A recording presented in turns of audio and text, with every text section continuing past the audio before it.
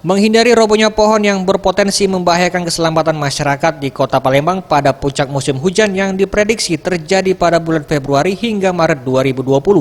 Kepala Dinas PRAKP Kota Palembang Afwan Mahali Prapanca menjelaskan, saat ini pihaknya telah menurunkan satuan tugas yang mengidentifikasi titik dan ruas jalan yang berpotensi mengalami insiden pohon tumbang. Dan sejauh ini sudah sebanyak 20 ruas jalan yang sudah ditata, seperti Jalan Merdeka, Jalan Cipto, Jalan Diponegoro, Jalan Sutomo, Jalan Alam Syah Ratu Prawira, serta Jalan Soekarno-Hatta. Setelah dilakukan pendataan, pohon-pohon yang berpotensi tumbang juga akan segera ditata dan pemangkasan untuk pohon yang dinilai terlalu rimbun. Untuk nantinya dideteksi mengalami atau ada resiko atau kemungkinan tumbang. Ada lebih kurang 20 ruas jalan yang sudah kami data dan sudah kami sampaikan informasinya ke Sekretariat ke bagian pembangunan. Tim Liputan Sriwijaya TV.